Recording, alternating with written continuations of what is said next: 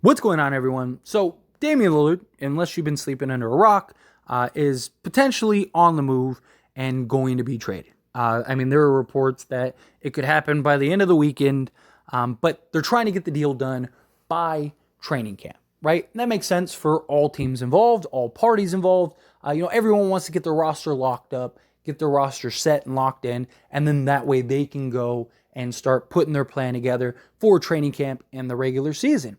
And now with recent reports, there is all kinds of teams that seem to be in the mix now, and it's very likely going to be a multiple team deal. It's very likely going to be 3, 4, maybe even more teams. It's not going to be a straightforward like Heat and Portland type trade, right? There are talks of the Utah Jazz, the Charlotte Hornets, the Chicago Bulls, and Utah Jazz. Like, there's so many other players and components and teams that are very likely going to have so many different just moving pieces that it's going to make for a very fun, interesting just scenario when that happens.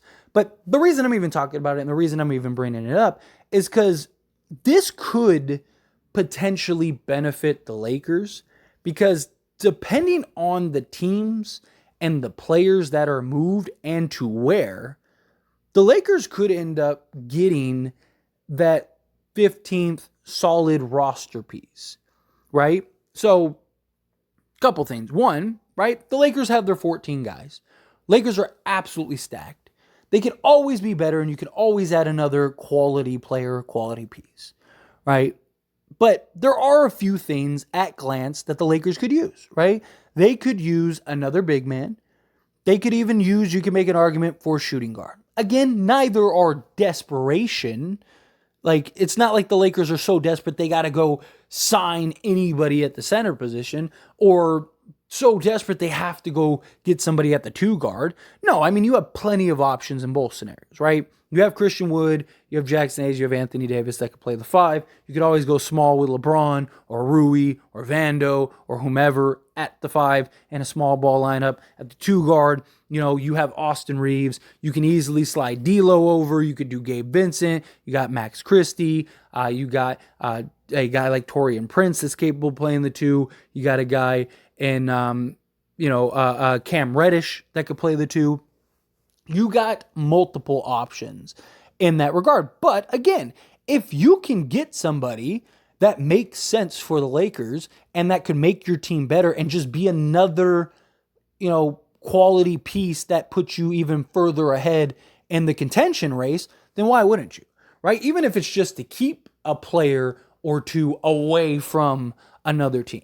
Now, more likely than not, the Lakers are going to not fill that 15th roster spot until the buyout market post-trade deadline, or what'll end up happening is like what we saw last year, where right before the playoffs, they bring in some vet guy or something like that just to have a body just in case, right? But that doesn't, like Rob Pelinka, if something is on the table, then he's going to make it happen.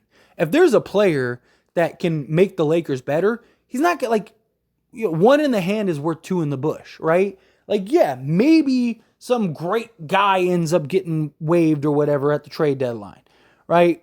But you could always figure that out when the time comes, right? You could very likely any guys are going to be non-guarantees, and you're going to work it out that way. But again, there are several factors that would go into this.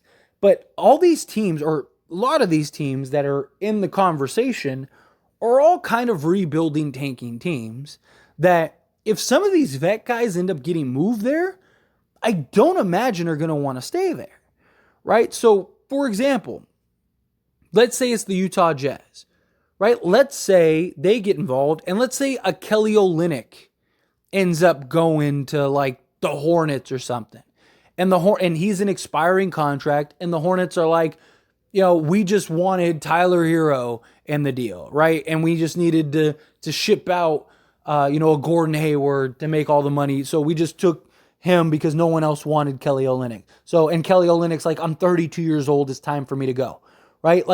Why wouldn't the Lakers bring in Kelly Olynyk? You're talking about a 7-footer that can basically do everything and is like a 14, 8, and 3 guy and can shoot the three ball. He shot like 39% from three last year. He would be insurance for Christian Wood. He'd also be insurance if you end up pulling off a trade later on down the road, right? And you're probably signing him to a non-guaranteed deal. So if somebody better does come up on the horizon, then you just cut him and you go sign that guy. Or it gives you another just kind of tack on and a potential trade, right? Or let's say the Charlotte Hornets end up doing it, right? And they get involved and, like I mentioned earlier, Gordon Hayward, right? He ends up becoming available, right? And he gets bought out because he ends up going to Utah. And Utah's like, well, sorry, like Gordon, we don't really need you, and you're a vet. You want to go to, like, Gordon Hayward would be great as a veteran guy on this roster. A guy that could still play. I know he's injury prone, I get it, but he could still play the game of basketball. And he'd be a great mentor to guys like Austin Reeves especially. Like, I've compared Austin Reeves to prime Gordon Hayward, like, constantly. Because I think it's an excellent comparison. Or the Chicago Bulls. Like, what if, Andre Drummond ends up being part of the deal or something like that, and he ends up getting waived? Well, there you go. There's a center that you could have and provide. Again, it would depend on the player, and it would depend on the circumstance, right? Because, again, Rob Pelinka, if he can get a guy that he believes will make the Lakers better, he's going to make it happen, right? But also, it would depend on, like, if some of these players go to Miami, like, Miami's going to be the other threat too, right? So, like, say Kelly Olynyk, like, let's use the Gordon Hayward and Kelly Olynyk example, right? Like, if those two guys end up getting waived, Miami's going to be a big play for that too. Because more likely than not, Miami's going to end up sending out and shipping off 5 guys probably in this deal, right? There's probably going to be several guys that end up on the move in a potential Dame trade. So they're going to need bodies too. But if, it also depends on how some of these players would look at it, right? Incentive, like, obviously the Lakers are going to be one of, if not the best teams in the entire league. Like, do they look at it and go, I have a better chance of winning with the Lakers, especially some of these veteran guys? Also, like, are they okay and willing to buy into, like, whatever role? Like, there's a lot that goes into it. But, again, it very likely could be nothing. But you're going to have a round of buyouts anyway, right? You usually see it regardless heading into the season. So, in the next coming weeks, there's going to be several guys that end up getting bought out. But this Miami trade, or Dame trade, because we don't know for sure if he's going to Miami, but, like, this Dame trade really does potentially open the door for the Lakers to maybe snag another quality piece or two.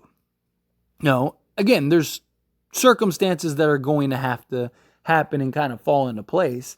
But if any of those circumstances do, then I absolutely think Rob Pelinka would jump on it. But anyway, as always, this is a discussion, so I pass the question on you. Let me know your thoughts and opinions down in the comments below. What do you think? How do you feel?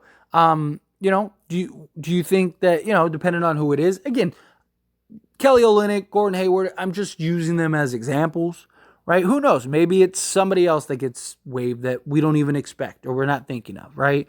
Also, again, like I said, it depends on the teams that are involved, right? Like, what if it is Chicago and they end up, shipping out Andre Drummond and that team and some other team ends up buying him out or something, right? Like, I don't know. It's just, again, it depends on the piece. But if some of these tanking teams end up getting involved and they're just looking to kind of unload salary or, maybe snag a second round pick or something or whatever, right, in the deal, then I imagine that some of these guys may end up getting waived or bought out. But this is a discussion, so I pass the question on to you. Let me know your thoughts and opinions down in the comments below. What do you think? Could you see maybe, again, with teams like the Charlotte Hornets, maybe the Spurs get involved? Again, one of these tanking teams end up picking up one of these veteran guys, especially with several of them being free agents next season. some of these teams, some of these players are very likely not going to want to be on these tanking teams. Some of these tanking teams are not going to necessarily want those players. And you see it every year. Guys end up getting waived and bought out and all that stuff. And you're going to have those waves of buyouts going, before the season begins regardless. So I could see several guys end up getting picked up. Again, I don't necessarily think Rob Pelinka is going to sign somebody with that 15th roster spot right now. But if the right player is available, why would you not? Right? Like, I think if you could get a Kelly Olynyk or somebody that could make a real impact and give you some insurance, right? Like, because like I mentioned earlier, right? It'd give you trade insurance. It'd give you Christian Wood insurance. And it just gives you another sizable body that you could put at the center position that you could throw at some of these guys. I just think it's like, it's if it's a win-win, why not? Right? But would you even want them to do something like it? Would you want Rob Pelinka to go and grab, the right guy or a veteran guy or something? Or do you think, no, like, just wait and see what could potentially become available and what could potentially be out there? However you feel, whatever your thoughts are, I'd love to hear it. So let me know down in the comments below.